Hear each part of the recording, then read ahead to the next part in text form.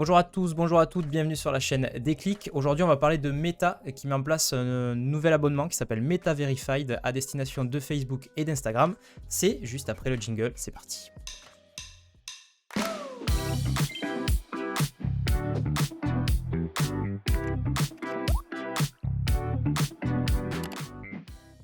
Allez, bonjour à tous, bonjour à toutes. Donc aujourd'hui, comme dit en préambule, on va parler d'abord de Meta, le groupe Meta du coup qui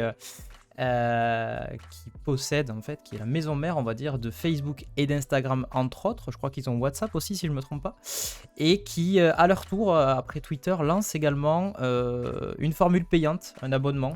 On sent qu'en ce moment c'est un peu compliqué hein, du côté des grands groupes américains digitaux, on va dire, enfin tout ce qui est GAFAM et tout, là, hormis Apple, j'ai l'impression que c'est compliqué.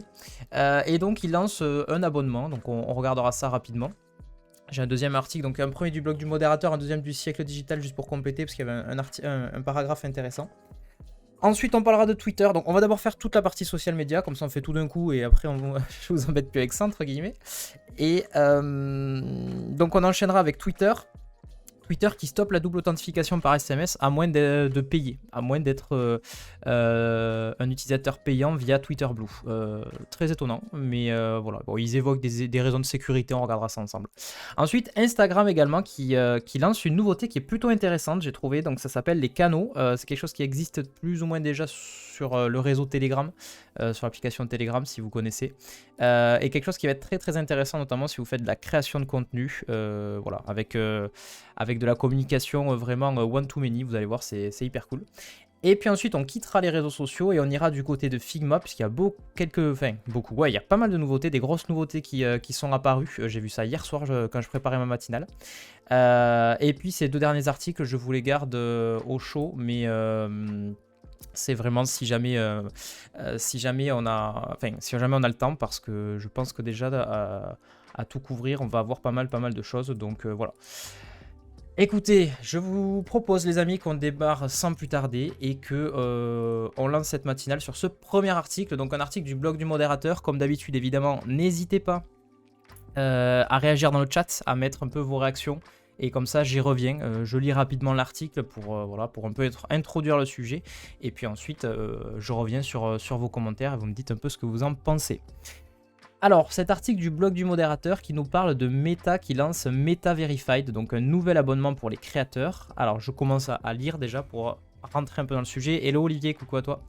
Meta Verified, c'est quoi? C'est la nouvelle offre payante de Meta qui permet aux aux utilisateurs de vérifier leur compte, obtenir des protections contre l'usurpation d'identité, mais aussi gagner en visibilité.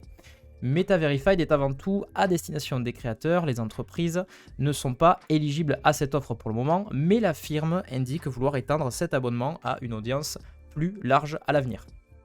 Concrètement, Meta Verified, ça permet d'obtenir un badge vérifié, donc votre compte est authentifié avec une ID gouvernementale, donc il faut en gros une pièce d'identité pour pouvoir bien prouver que vous êtes vous, tout simplement. Qu'est-ce que ça va apporter donc d'autre en plus de ce badge? Donc une protection supplémentaire sur la partie usurpation d'identité qui est quand même assez, qui est un peu de coutume sur Facebook. Ça arrive très très souvent que des gens se font un peu pirater leur identité. Vous savez, par exemple, si je prends, imaginons mon compte Anthony, ils vont mettre Anthony avec sans H par exemple, et c'est bon, ils vont aller aspirer tous mes contacts et leur faire croire que c'est moi, quoi, en reprenant ma photo de profil.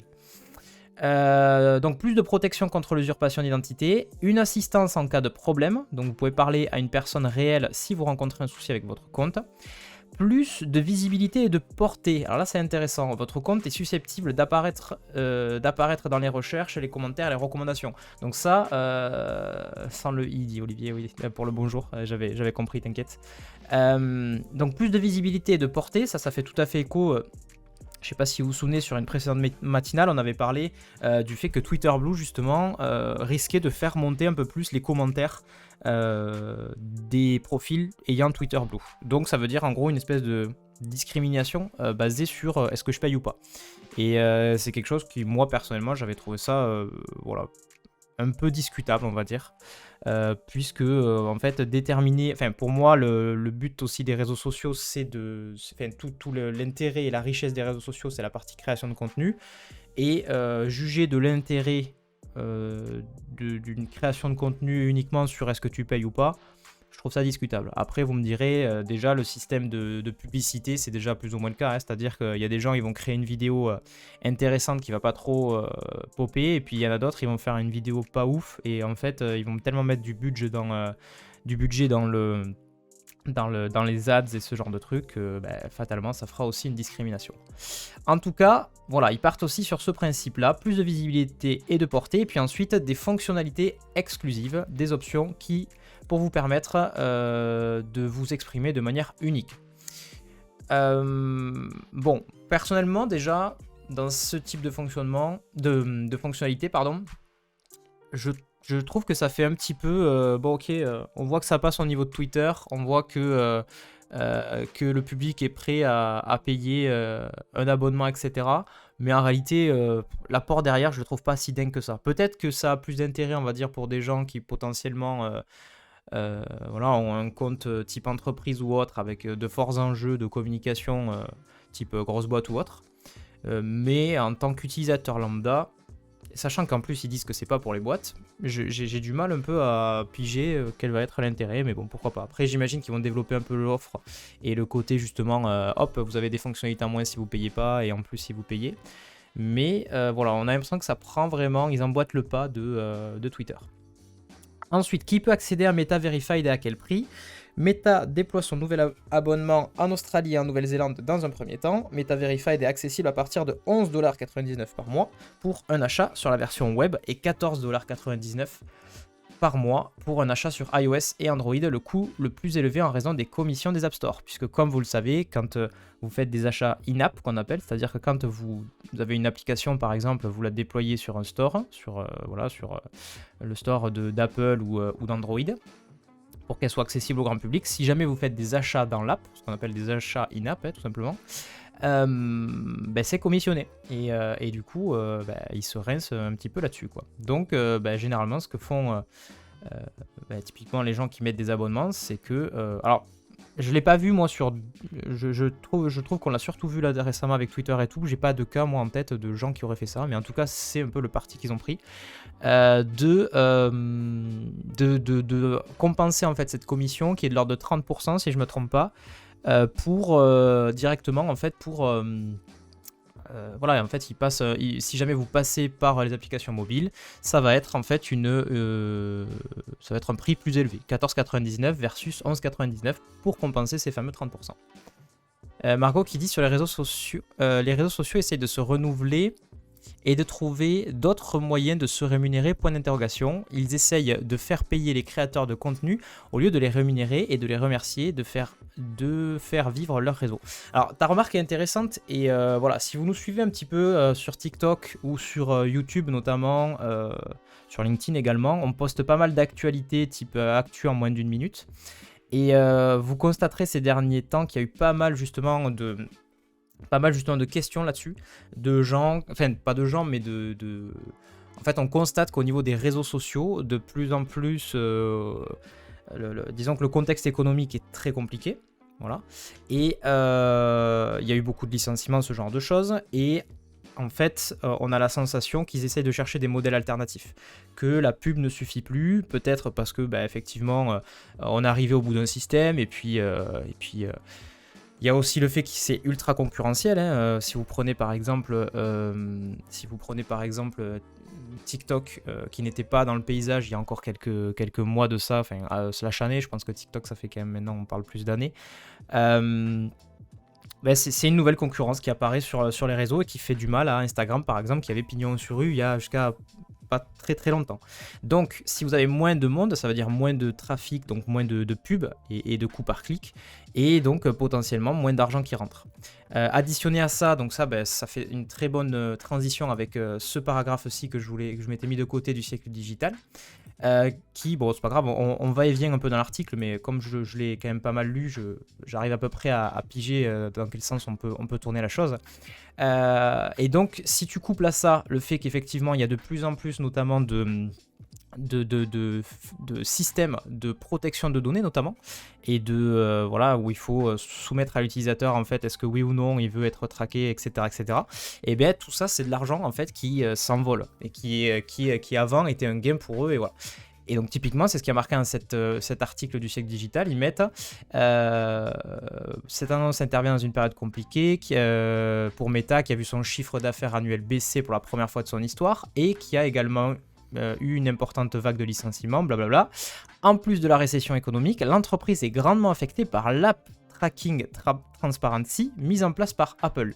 Je vais vous expliquer ce que c'est. L'année dernière, elle expliquait que cette mesure lui a fait perdre plus de 10 milliards de dollars en revenus publicitaires en 2022, suite à l'App Tracking Transparency. Donc l'App Tracking Transparency, c'est en fait une espèce de mise à jour qui a été mise en place par Apple et qui... Yes, pas de souci Olivier, t'inquiète. Bon meeting et force à toi. Donc l'App Tracking Transparency, c'est suite à une mise à jour d'Apple où en gros, vous avez dû voir popper ça si vous êtes utilisateur d'iOS. Désormais, les applications, quand elles vous traquent, sont censées vous demander l'autorisation justement. Voilà, c'est ce petit message. Demander l'autorisation de l'utilisateur pour accéder aux données liées à l'application afin de le suivre ou de suivre l'appareil.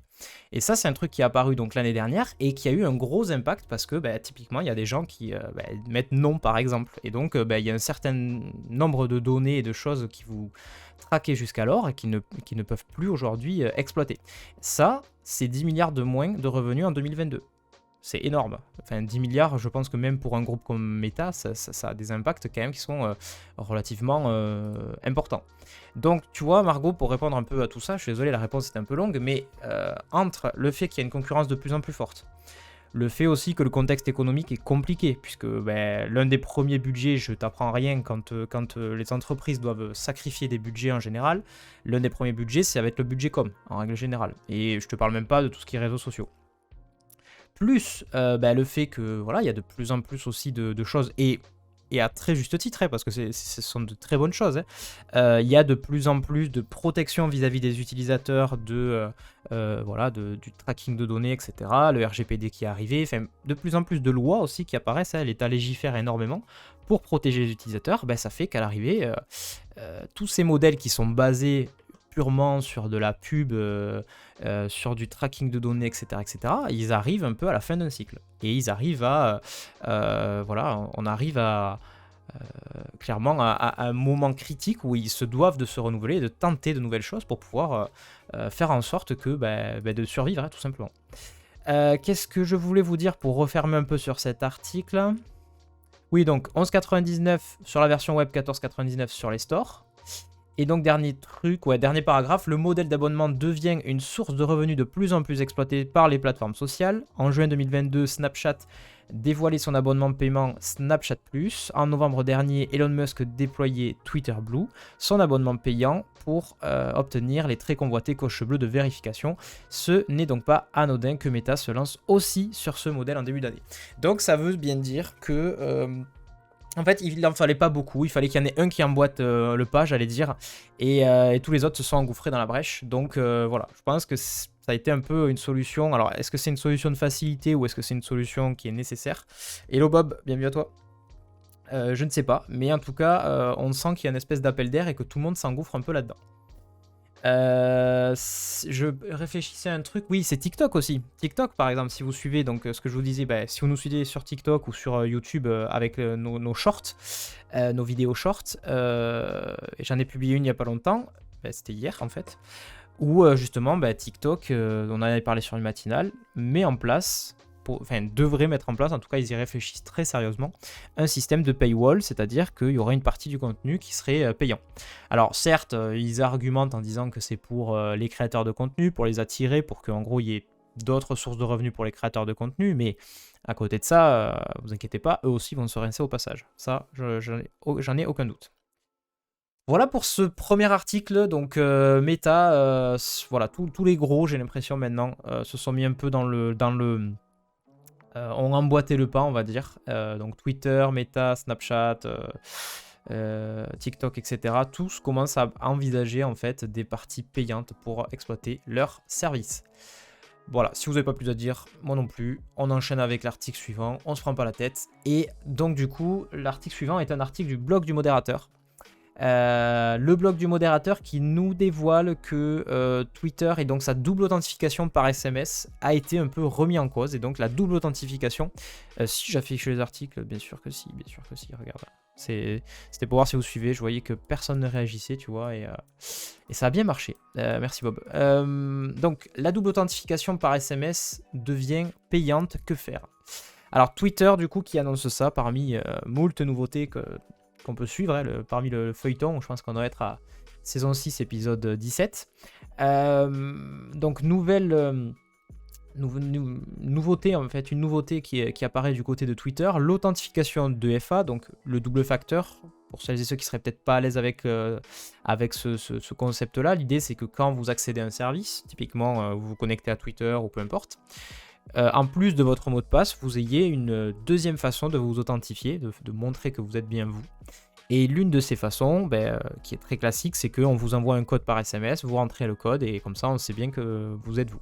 Ok.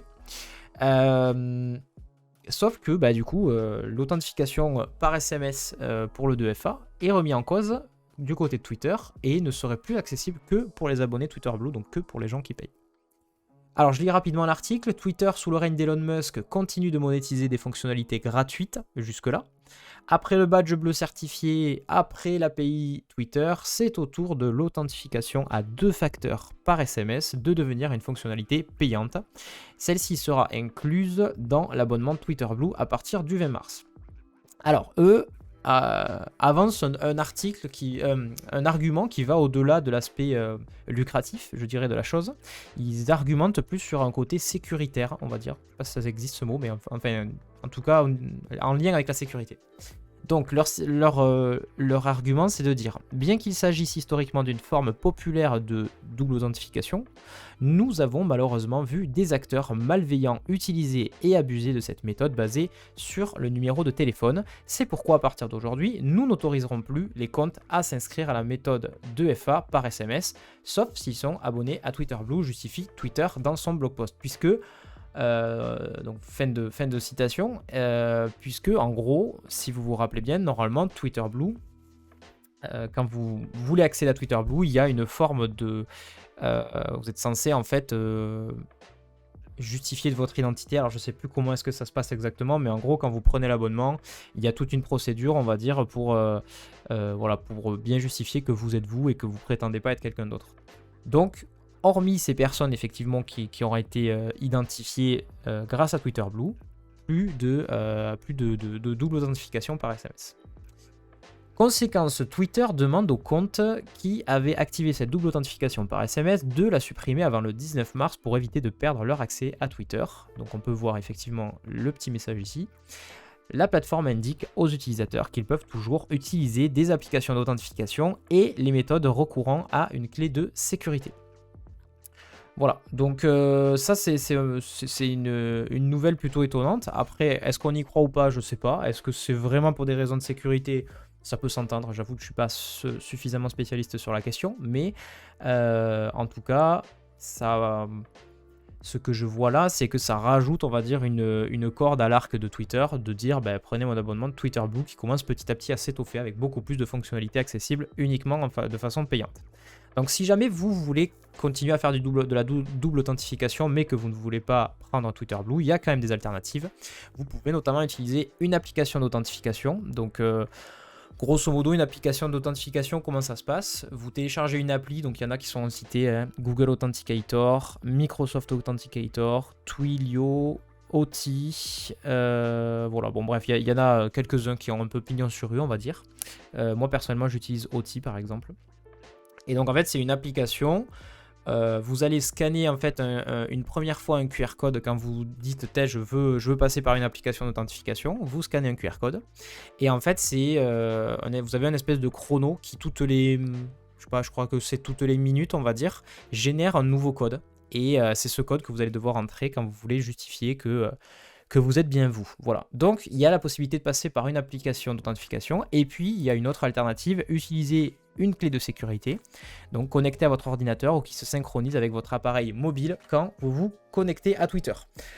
Quid de l'apparition des passkeys, hein. Ça, on en avait parlé, les passkeys, qui sont une autre façon de s'authentifier, qui est encore un peu en devenir, mais qui est déjà pas mal implémentée sur pas mal de comment dirais-je, de navigateurs et autres solutions. Donc, qu'est-ce que ça va être quand les passkeys seront démocratisés? Je suppose que c'est quelque chose qui sera inclus directement et qui permettra de pallier un peu à tous ces soucis de double authentification. Voilà pour cette actu. On referme l'actu social media sur une dernière info. Toujours sur le blog du modérateur, puisque c'est un peu leur spécialité, les réseaux sociaux. Et donc, il nous parle d'Instagram qui lance une nouvelle fonctionnalité qui s'appelle les canaux, exactement comme sur Telegram. Voilà, donc si vous connaissez, si vous êtes un peu aficionado de Telegram, c'est quelque chose qui ne vous sera pas totalement étranger.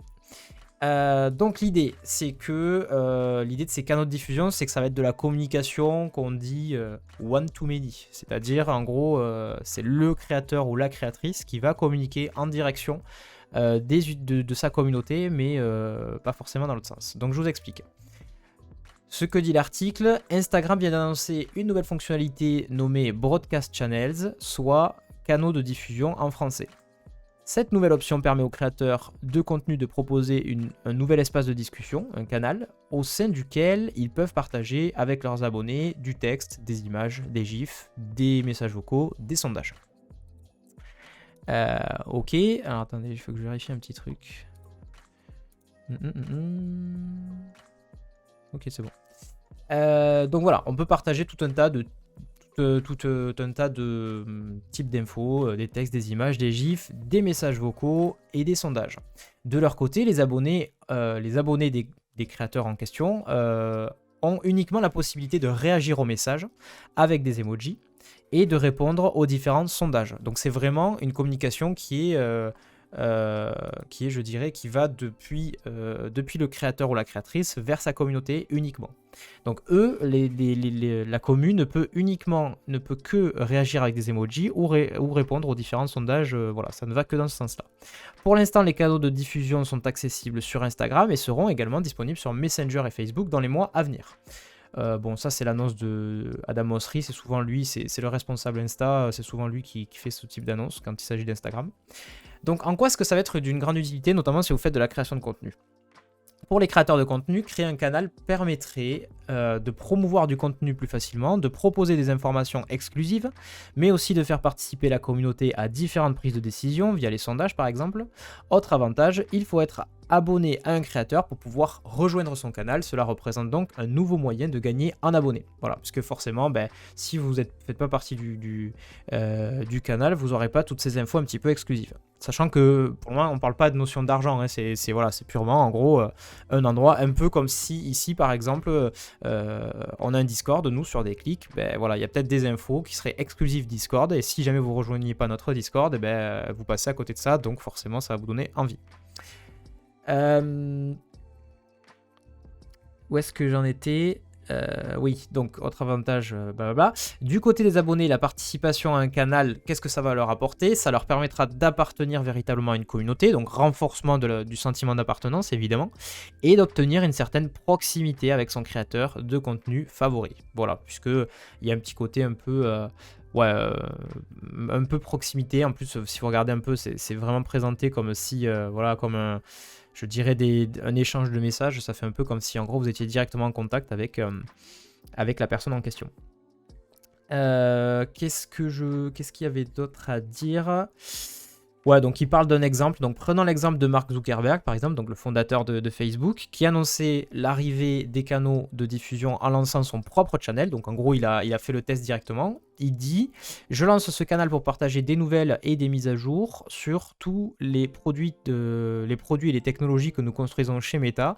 Ce sera l'endroit où je partagerai d'abord les nouveautés concernant les produits Meta. » Voilà. Mark Zuckerberg promet donc aux participants une certaine exclusivité et incite les utilisateurs à s'abonner à son compte Instagram pour pouvoir rejoindre le canal, de nouveaux abonnés et une communauté engagée. Que demander de plus? Voilà. Donc contrairement, on va dire, à ce qui se faisait jusqu'à présent, Où en gros, ben, typiquement, vous êtes sur Instagram, vous pouvez accéder potentiellement sur du contenu public sans avoir la nécessité d'être abonné. Ben là, si jamais effectivement il y a des infos qui ne sont que sur le channel, vous devez d'abord vous abonner et donc vous gagnez, on va dire, voilà, vous faites croître votre communauté.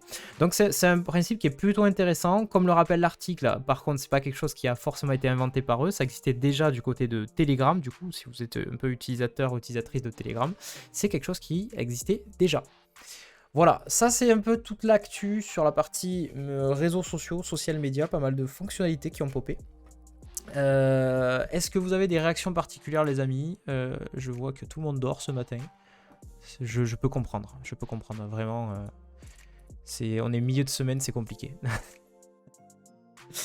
Alors, on va enchaîner sur d'autres actus qui sont plutôt liés cette fois-ci au design, et notamment Figma. Figma, il y a pas mal de nouveautés qui sont apparues, donc je vais peut-être vous partager ça. Ça va être un peu l'instant de démo. J'ai fait quelques...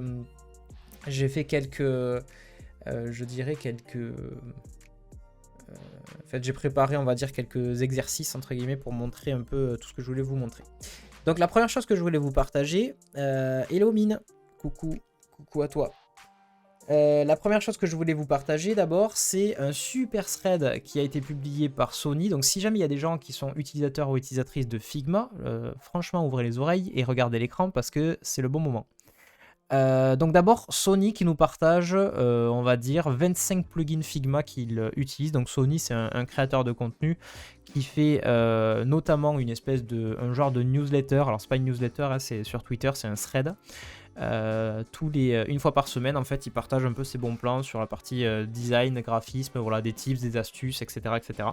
Et donc là il a partagé une liste de 25 plugins Figma qu'il utilise lui et qui peuvent être intéressantes pour vous. Donc, je vous partage directement dans le chat cette liste si jamais vous voulez en savoir un petit peu plus. Et je vais peut-être juste faire le focus sur un ou deux que je trouvais plutôt intéressants. Il y en a un que j'ai trouvé pas mal, c'était celui-ci, donc qui s'appelle ToPass. Donc, je vais passer du coup sur mon écran et puis je vais vous montrer ça, vous faire la petite démo. Alors, ToPass, du coup, je dirais en fait, c'est un plugin qui va vous permettre de mettre en place des formes en fait en suivant d'autres formes. Donc, je m'explique. Là, typiquement, j'ai mis une petite icône de plume. Bon, on s'en fout. Donc, si jamais je passe par exemple en mode, je vais prendre la plume. Pour créer de nouvelles formes, donc je vais mettre des points comme ça, je vais commencer à créer un chemin, ok. Est-ce que vous voyez bien? Est-ce que c'est assez gros? Ouais, ça va. Donc je vais faire toute une forme comme ceci. Alors évidemment là c'est vraiment pour le test, mais pour vous ça sera certainement différent. Donc là j'ai créé une forme vectorielle on va dire, et à côté de ça j'ai ma petite forme de base qui est la plume. Et donc si jamais je sélectionne en fait ces deux éléments et que je vais activer du coup ce plugin ToPass. Hello HN Service, coucou à vous. Donc si jamais je vais effectivement activer ce petit plugin ToPass, vous allez voir qu'il est hyper cool. J'ai la possibilité via une petite fenêtre en fait de lier ces deux objets. Donc de lier en fait ma forme de base ainsi que mon petit chemin comme ça. Et donc il me propose en fait tout un tas de petites options. Donc je vais commencer à le linker. Et je vois en fait que ma forme suit complètement mon chemin. Et ça, c'est plutôt cool. Sans compter que, en fait, je peux aller derrière modifier un peu tous mes paramètres. Donc, est-ce que vous voyez bien ou est-ce qu'il vaut mieux que je passe en comme ceci?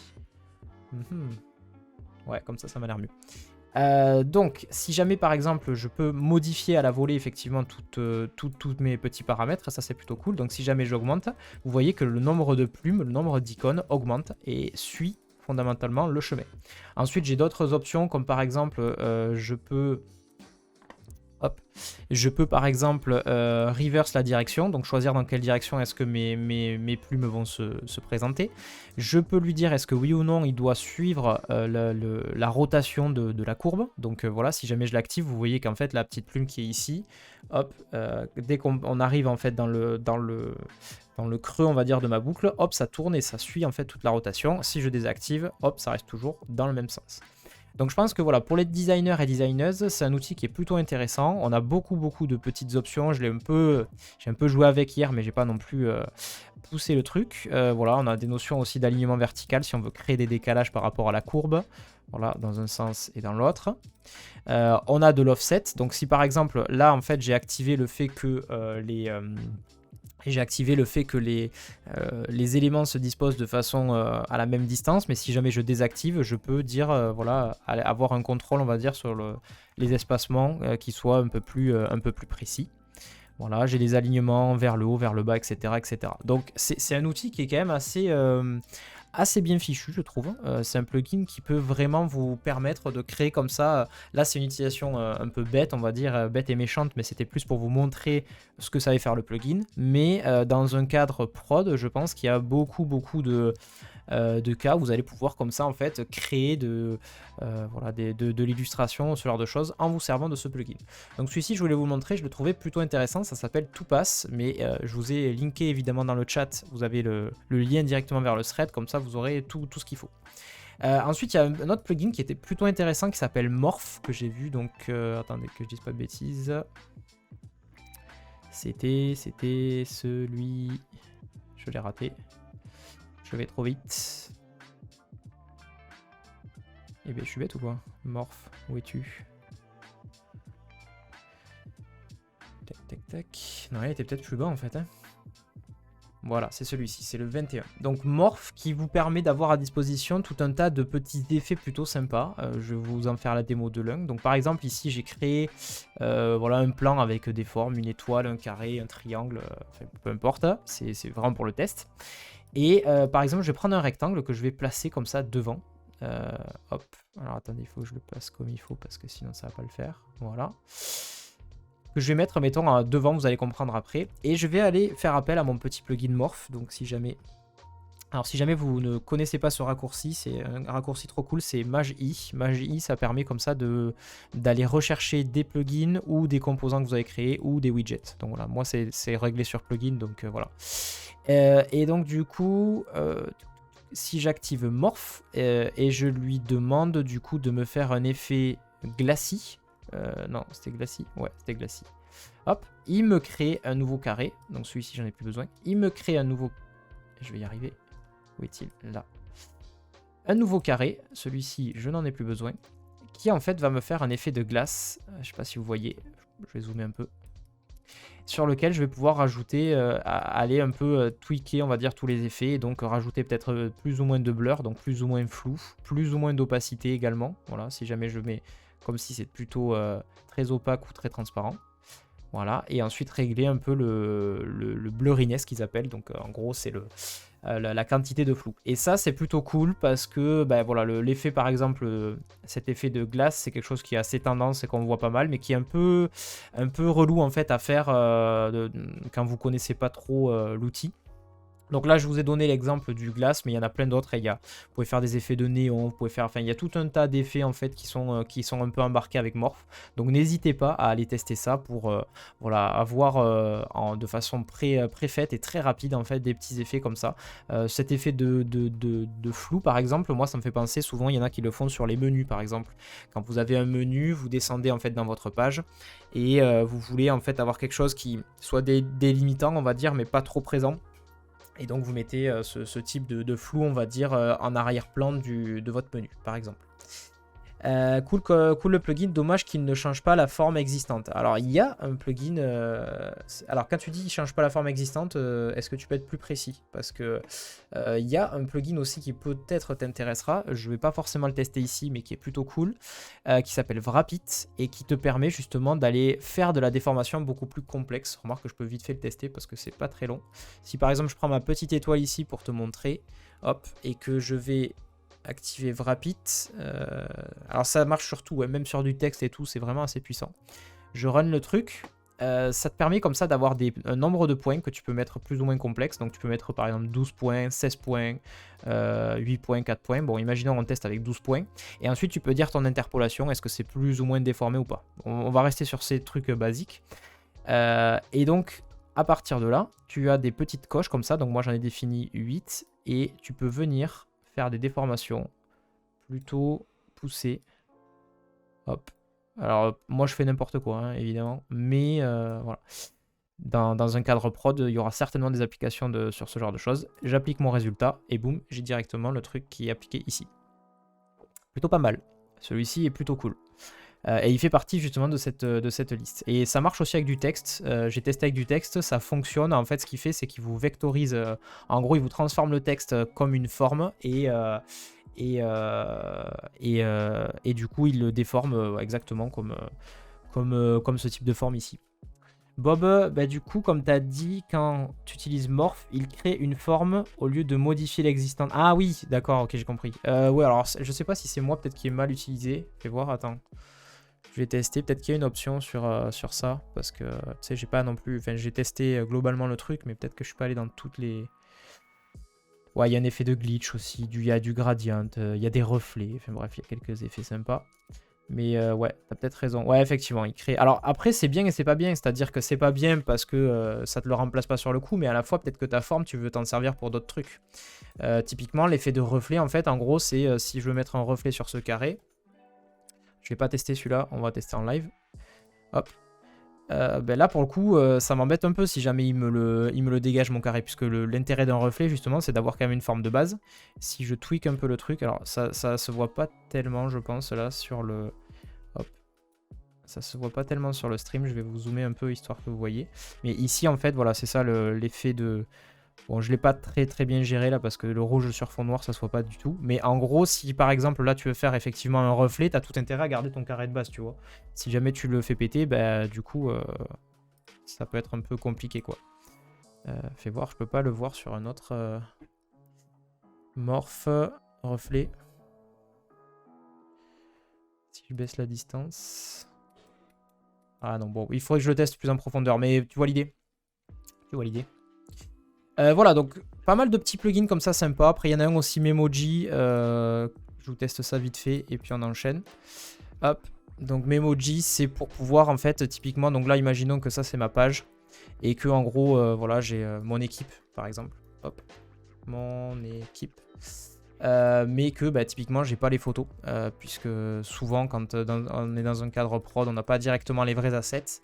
Hop, je vais utiliser Memoji. Et voilà, il me remplit directement mon équipe avec des petits icônes type voilà, Apple. Enfin, c'est rigolo, c'est pas le truc qui va vous changer, qui va tout vous changer, mais voilà. En tout cas, sachez que via ce thread du coup Twitter, vous avez 25 plugins qui sont utilisés. Et si j'ai bien compris, je crois qu'il disait qu'il en avait 50 de côté, donc potentiellement il y aura une deuxième liste. Voilà, je vous remets ça dans le chat, comme ça si vous voulez aller tester et regarder un peu plus en profondeur, vous pouvez le faire. Ok. Autre chose que je voulais vous partager, il y a eu beaucoup de mises à jour du côté de Figma et du côté du prototypage Figma. J'ai découvert ça hier, j'avais terminé en fait la préparation de ma matinale et que ne vois-je pas quand j'ouvre Twitter. Il s'avère que ouais, FontPicker il est pas mal aussi, il est pas mal. FontPicker, en gros l'idée si vous voulez c'est d'avoir une prévisu en fait de... Ah Bob, je vais jamais y arriver. C'est d'avoir une prévisu un peu de... Alors, il est bien et pas bien. Je vais t'expliquer pourquoi. Font Picker. Attends, comment il me le nomme que je... C'est Better Font Picker, c'est ça. Better Font Picker. Hop. Donc en fait, ce qu'il y a de bien, c'est que vous avez un petit panneau comme ça avec un petit moteur de recherche pour vos fontes et vous pouvez directement prévisu en fait la fonte. Mais, de mon point de vue, moi en tout cas dans la façon dont je fonctionne, souvent, bah, hop, souvent quand je vais sélectionner un truc ici, bah, soit je peux monter et descendre comme ça et j'ai directement ma prévisu, soit sinon je clique. Alors ouais, c'est vrai, si. Non, il y a quand même une plus-value, c'est qu'effectivement de base sur Figma, on n'a pas en fait l'aperçu de la tête qu'a la fonte. C'est vrai, je reconnais. Donc effectivement, Better Font Picker peut-être à garder de côté. En effet, vous avez directement en fait l'aperçu et hop, vous pouvez cliquer et appliquer directement la fonte. C'est vrai que c'est pas si mal. Ok. Plus un pour toi, Bob. Tu auras une image à la fin. Du coup, j'enchaîne parce que sinon, si on fait tous les plugins, on va pas s'en sortir. Donc, concernant Figma, des nouveautés au niveau du prototypage. Alors, le prototypage, pour celles et ceux qui ne connaîtraient pas, c'est ce qui va permettre en fait quand vous designez un site. Donc là, je vous ai fait un petit exemple test. Regardez-moi cette tête fabuleuse. C'est ce qui va vous permettre d'anticiper et de créer en fait les animations. Vous pouvez en fait faire tout un tas de petites animes pour que votre client ou votre cliente soit complètement immergé. En gros, vous avez fait tous vos designs, vous allez imaginer les transitions entre certains écrans que vous avez designés, qu'est-ce qui se passe au rollover, etc., etc. Et en fait, les personnes seront vraiment comme si l'application fonctionnait. Et donc, dans cette partie prototypage, donc si vous regardez votre Figma, vous avez un onglet design et un onglet prototype ici. Vous avez des nouveautés qui sont apparues. Donc hier, ils ont fait tout un thread Figma pour détailler tout ça. Je vous le partagerai si ça vous intéresse. Où en gros, ils ont rajouté pas mal de fonctionnalités avec les prototypages vidéo. C'est-à-dire que depuis quelques temps, on peut maintenant inclure une vidéo et quand vous lancez votre prototype, la vidéo se joue. Ça, c'est quelque chose qui était apparu il y a quelques temps. Et donc, ils ont rajouté des nouvelles features par rapport à ça. Donc, ils ont rajouté l'une de celles qui est les plus remarquables, c'est on peut maintenant avoir un contrôle en fait sur les players de vidéo. C'est-à-dire que par exemple, vous allez pouvoir, alors on va regarder ça sur cette vidéo. Hop, voilà, vous allez pouvoir ici donc on a designé, il faut imaginer qu'on a designé ce petit élément avec une vidéo qui doit se jouer ici, un bouton play, un bouton avancer et un bouton reculer. Maintenant, vous avez la possibilité via le prototypage d'avoir un certain nombre d'interactions caractéristiques des vidéos, comme par exemple le fait de, si je clique sur ce bouton, je veux pouvoir faire play ou pause, ou je veux avancer à un timecode particulier. Voilà. Donc il y a la démo ici. On regardera ça un peu plus précisément tout à l'heure. Voilà, désormais, je peux cliquer sur ce bouton quand je suis en phase prototype et la vidéo se joue. Et si je reclique dessus, hop, ça se stoppe. Je peux aussi avancer et reculer. Voilà, il y a tout un tas en fait de features qu'on pourra regarder. Hop. Et qui vont vous permettre en fait d'avoir un plus gros contrôle en fait sur vos vidéos. Donc ils ont cette première feature qui est plutôt intéressante. Ensuite ils ont également mis en place une prévisualisation quand vous avez cet élément par exemple qui est un élément de vidéo. Désormais, quand vous allez dans votre fil, en gros, quand vous allez à l'endroit où vous définissez le contenu, vous avez une petite prévisu ici. Je ne sais pas si ça se voit bien. Attendez, je vais essayer de vous le mettre un peu mieux. Voilà. Vous avez directement une prévisu en fait de l'asset que vous avez sélectionné. Avec un timecode, etc. Vous pouvez aller au moment que vous souhaitez. Ça, pareil, c'est un truc qui n'existait pas, qui a été rajouté. Ensuite, autre fonctionnalité plutôt intéressante. Vous avez la possibilité de définir, d'aller chercher plusieurs vidéos. Exactement. Alors ça existait déjà sur les images, mais pas sur les vidéos. C'est-à-dire que quand vous importez plusieurs images et maintenant plusieurs vidéos, vous pouvez en fait ouvrir je sais pas comment on appelle ça, mais l'explorateur en fait en quelque sorte. Voilà, vous allez sélectionner vos vidéos et vous pouvez en sélectionner plusieurs. Et ensuite aller directement sur les éléments et hop, vous cliquez à l'endroit où vous voulez injecter votre vidéo. Ça existait déjà sur les images, mais ça n'existait pas encore sur la partie vidéo. Donc c'est encore une nouveauté. Ensuite, ils ont rajouté, ils sont un peu plus permissifs sur ce qu'on peut mettre comme type de vidéo. Je ne sais plus quelle était la limite auparavant, mais désormais, vous pouvez mettre des vidéos jusqu'à 100 mégas et vous pouvez inclure les formats MP4, MOV et WebM. Je ne sais plus avant ce que c'était, je crois qu'avant c'était que MP4, il me semble. Je sais plus. Enfin bref, en tout cas, beaucoup plus permissif de ce côté-ci. Et donc, ils nous partagent en fait, ils ont fait une espèce de démo.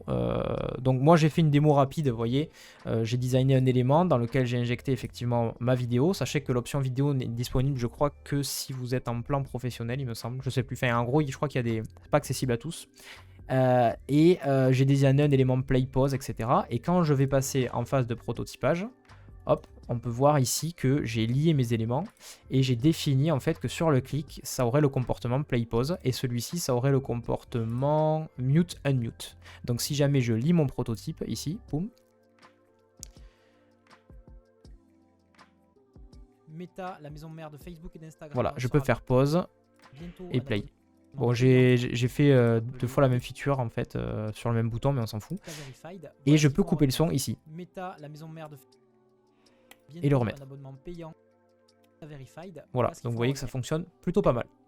Et ensuite, il y a un truc qui est plutôt intéressant, c'est ils ont partagé en fait un prototype qui vous montre un peu, enfin ils ont créé en fait un fichier sur lequel vous pouvez voir un peu tout ce qu'il est possible de faire. Donc on va rapidement passer dessus. Ils ont fait des exemples qui sont assez poussés et qui montrent que vraiment Figma commence à être ultra intéressant, on va dire, sur... alors il faut que je restart le prototype, voilà. Commence à être ultra intéressant sur la partie animation, ça devient vraiment poussé. Hop, je vais le mettre en plein écran, voilà. Alors, bon, il récapitule un peu tout ce qu'il y avait comme nouveauté, blablabla. Ils expliquent également qu'il y a la possibilité de mettre, vous savez, les comportements que vous avez sur les images. Est-ce que c'est est-ce que ça file, est-ce que c'est... ça, je sais plus si ça y était auparavant. C'est-à-dire que on peut définir, est-ce que la vidéo doit s'adapter, on va dire... hop, je vais montrer un exemple ici. Voilà, ici, là, le crop, le teal, est-ce que je dois faire une tuile de ma vidéo? Est-ce que je dois en faire... est-ce que je dois la faire fitter à mon élément? Est-ce que je dois la faire aller en plein écran? Enfin voilà, c'est ces comportements qui étaient déjà présents en fait sur la partie image, mais je crois que sur la partie vidéo ça n'existait pas. Donc ça, voilà, ils font un peu un récap, on va dire, au début de ce fichier de tout ce qu'il y a comme nouveauté. Ils font un premier test avec voilà, cette fonction d'autoplay également, donc ça c'est des exemples assez basiques. Et ensuite ils vont un petit peu plus loin. Alors attendez, il faut que j'avance. Voilà, des exemples. Donc premier exemple, un player. Vous voulez designer un player et faire une animation dessus, ben, vous avez la possibilité du coup de faire des plays et des pauses. Vous pouvez avancer par exemple de 10 frames, reculer de 10 frames ou redémarrer du début. Ça par exemple c'est une fonctionnalité maintenant qui est possible de faire. Ensuite, ils refont un autre exemple d'un player, mais cette fois-ci ils vont mettre, vous savez, un peu comme les chapitrages en fait sur YouTube. On peut recréer en fait cet effet-là. Et par exemple quand je clique, pouf, je vais directement au début du chapitre de telle ou telle vidéo. Ça, c'est hyper avancé comme feature. C'est des trucs vraiment qui n'existaient pas du tout avant et ça prouve que vraiment Figma défonce un peu tout le monde. Ensuite, il y a un autre exemple, c'est voilà, l'apparition en fait de celui-là, il est plutôt cool. C'est qu'on peut déclencher aussi des événements au bout d'un certain temps. C'est-à-dire, par exemple, après 4 secondes de vidéo, je veux que tu me fasses apparaître un petit slider. Donc là, vous voyez, à 4 secondes de vidéo, et hop, j'ai mon slider qui apparaît et je peux interagir avec. Ça, c'est plutôt cool. Autre exemple, je peux aussi lier voilà, ma spacebar, bon ça à la limite il n'y a rien de fifou, mais autre exemple qui était intéressant c'était, alors il y a celui-ci, bon on peut faire un toggle play pause et du coup l'élément apparaît, mais celui que je voulais vous montrer c'était celui-là, celui-ci où vraiment ils vont vraiment reproduire une interface que vous connaissez, qui est un peu une interface à la TikTok ou à la Instagram on va dire, et vous pouvez en fait scroll comme ça et hop enchaîner les vidéos et mettre pause sur la vidéo précédente et play sur la vidéo suivante. Donc on peut vraiment recréer exactement les interfaces dont on a l'habitude avec les shorts ou ce genre de trucs sur les réseaux sociaux, avec cet effet de drag comme ça qui est plutôt cool. Donc si jamais vous n'êtes pas designer ou designer, ça peut vous paraître très très bête, mais en réalité je peux vous assurer que tout ça c'est des fonctionnalités complètement dingues, et en fait le fait que ce soit aussi poussé, ça va permettre en fait aux designers et aux designeuses d'aller très très loin en fait au niveau de ce qu'on propose aux clients, et d'avoir vraiment la sensation quand vous allez lire sur un téléphone ou sur un ordi que l'appli est là, et de créer toutes les interactions exactement comme si elles étaient. Donc autre exemple aussi, vous avez cet exemple que je trouvais assez dingue où vous pouvez redimensionner la vidéo, en fait vous cliquez et hop vous avez l'effet de plein écran et hop vous pouvez revenir ici, et ensuite vous pouvez faire aussi du pleine largeur comme le ferait un lecteur YouTube. Et ça, je trouve ça plutôt bien fichu. Voilà, ensuite qu'est-ce qu'il y a? Ouais, over aussi, ouais, effet d'over on va dire sur les vidéos, et donc en gros une espèce de zoom et puis je déclenche ma vidéo. Voilà, donc plutôt pas mal. Bon, ça c'est tout ce qui a trait à la musique, donc les play pause etc, mais on a déjà un petit peu vu. Après celui-ci, ouais, permet ils ont reproduit un genre de vocal on va dire en quelque sorte. Voilà. Voilà en gros. Donc ce petit Figma de démonstration, il est plutôt pas mal. N'hésitez pas à aller l'explorer et à voir justement comment est-ce qu'eux ils construisent ça pour pouvoir vous permettre vous aussi de tout simplement faire pareil dans vos projets. N'hésitez pas.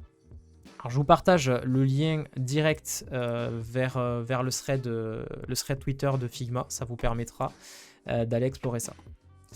Bob qui met comme quoi le rachat par Adobe a pas changé grand chose en fait. Au final, Figma reste au top.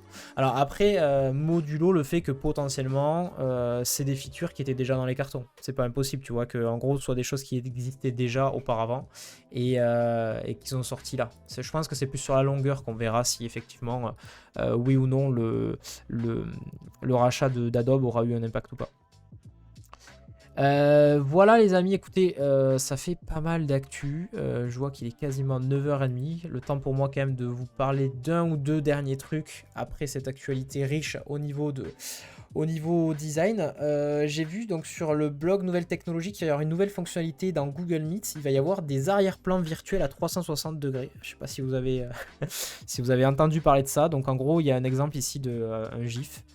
Si vous êtes sur mobile typiquement ou sur tablette, vous avez la possibilité comme ça maintenant d'avoir un fond qui peut tourner en fonction de, je pense qu'il va se baser sur l'orientation de votre téléphone, etc., etc. Et donc quand vous êtes en réunion, vous pouvez mettre un fond 360. Un peu gadget mais rigolo à la fois. Ça donne le tournis. Hello Senior Polos. Content de t'accueillir, première fois sur le chat. Oui, ça donne un peu le tournis, je suis assez d'accord. Je trouvais ça rigolo mais à la fois gadget, donc je me suis dit je le garde pour la fin. Mais si j'ai pas le temps, c'est pas grave. Voilà, en tout cas, c'est une feature qui va être implémentée, sachez-le. Dernière chose, alors est-ce qu'on a un peu de temps ou pas? Ouais, on a encore quelques minutes. Je voulais vous partager un article que j'ai trouvé très très intéressant, qui est, je dirais, à cheval entre design et UX. C'est un article de Human Design. Donc Human, c'est une agence qui est présente d'ailleurs sur Toulouse, si je ne me trompe pas. Et qui fait des articles, vraiment, ils ont un blog qui est, moi je trouve très très cool, hyper passionnant. Il y a toujours des billets hyper intéressants sur des cas UX, UI, des choses un peu pointues, mais vraiment très très cool. Et du coup, ils ont sorti un article le 1er février, donc c'est tout récent, sur la gestion des edge cases. Alors, je sais pas si c'est quelque chose qui vous parle ou pas. Moi, c'est quelque chose que je connaissais très peu. J'en ai entendu parler, mais vraiment de loin. Et donc, en gros, les edge cases, on va dire que ça correspond à des cas d'utilisation un peu extrêmes quand vous concevez une application, un site web ou ce genre de choses. Puisque, en gros, ce que décrit l'article, on va pas lire l'article dans son ensemble parce que c'est vraiment quelque chose de très complet. Mais on va peut-être faire quelques highlights sur certains paragraphes et je vous donnerai le lien si vous voulez aller voir ça si ça vous intéresse. Donc en gros, ce qu'ils expliquent, c'est que dans le cadre d'un projet de design d'application ou de service numérique, c'est une fois que l'interface est livrée que survient la question suivante: comment fait-on quand l'utilisateur et puis fait ceci, cela? Genre, comment fait-on quand l'utilisateur clique ici? Comment fait-on quand l'utilisateur scroll, machin? Lors de la phase de définition fonctionnelle, c'est le parcours utilisateur idéal qui prime, c'est-à-dire que quand on est sur la partie définition fonctionnelle, quand on rédige les specs ou ce genre de choses, les spécifications fonctionnelles, les règles métiers, souvent c'est là qu'on va se focus sur le parcours où tout fonctionne en fait. Mais c'est souvent lors de la phase de développement que des scénarios non identifiés sur les maquettes vont être mis en évidence et ces cas très spécifiques sont appelés des cas marginaux ou edge cases. Senior Polos qui dit merci pour la découverte, je suis sur Toulouse et je ne connaissais pas. Si tu es sur Toulouse, passe nous voir à l'occasion, puisque du coup Déclic, les bureaux sont sur Toulouse, donc n'hésite pas, un petit MP sur Discord et puis on t'accueillera avec plaisir. Alors les edge cases ou cas marginaux, donc c'est un problème ou une situation qui ne se produit que dans des cas d'utilisation extrême. Il s'agit donc de parcours très spécifiques causés par une mauvaise utilisation ou une utilisation qui atteint les limites d'un service ou d'une application, à ne pas confondre avec les parcours alternatifs ou parallèles qui permettent d'accéder à une fonctionnalité. Généralement, le designer va avoir recours à des logiques d'interaction pour résoudre ces erreurs ou indiquer les limites d'utilisation. Donc, voilà, il faut bien comprendre la différence. Donc là, on va parler vraiment de cas. En gros, c'est des cas qui sortent un peu de. C'est pas des cas classiques de navigation, c'est des cas qu'on pourrait potentiellement ne pas anticiper, une limite, je sais pas moi, de connexion, une batterie faible, ce genre de choses. Pourquoi a-t-on des difficultés à les identifier? Eh bien, dans la plupart des cas, on se focalise en premier lieu sur le scénario d'utilisation réussi sur une fonctionnalité donnée. Il parle de Happy Pass, voilà, le chemin idéal. Le but de toute interface correctement pensée étant de permettre la réussite d'un ensemble de tâches spécifiques. Autrement dit, on va concevoir par défaut le parcours d'un utilisateur qui utilise correctement une fonctionnalité. Merci beaucoup, Maître Tofu, de nous rejoindre. Donc du coup, les cas marginaux sont par définition exclus de la première réflexion fonctionnelle. Ça, c'est ce qui est du coup avancé, on va dire, par l'article. Et il faut imaginer de nouveaux scénarios pour commencer à les appréhender. Pourquoi les identifier? Sans trop de suspense, il s'agit d'expérience utilisateur. Les premiers impactés par un produit mal conçu sont les utilisateurs. La prise en compte des edge cases permet un accompagnement dans l'erreur, la rectification de cette dernière ou la redirection vers le parcours principal. L'utilisateur doit toujours savoir où aller et savoir s'il fait fausse route. Donc je vais pas tout lire parce que c'est vraiment un dossier très très complet que je vous invite à aller découvrir parce qu'il est vraiment passionnant. Mais après, qu'est-ce qu'il y avait d'intéressant? Ouais, après il parle de quand est-ce qu'il faut les détecter, quand est-ce qu'il faut se pencher sur les edge cases, donc au moment de la définition fonctionnelle, au moment du développement et au moment du test, dans toutes ces phases-là. Et donc par exemple pour la définition fonctionnelle, ils disent en ce qui concerne le travail du designer, c'est lors de la définition du parcours utilisateur et lors de la conception des wireframes qu'il faut entamer la réflexion des edge cases. Voilà, donc ils vont vraiment dans chaque partie de la mise en place d'une application web ou d'un site web et ils expliquent en gros qu'est-ce qu'il faut faire et comment réagir pour être plutôt pour éviter d'être contraint et d'avoir des soucis un peu plus tard via ces edge cases. Comment est-ce qu'on les traite? Il faut éviter d'en avoir, évidemment. Plus sérieusement, une bonne expérience utilisateur avec un travail sur l'affordance des éléments de son interface permet de mieux accompagner l'utilisateur. Une application qui se focalise sur des fonctionnalités principales et un parcours simple et intuitif réduit par définition les possibilités d'erreur. Voilà. Donc, article vraiment très très complet, vraiment très très cool. Et puis, si vous connaissez pas Human, allez voir parce que vraiment les articles de blog sont très très cool. Ils ont une vraie expertise sur la partie UX. Donc, je vous partage ça.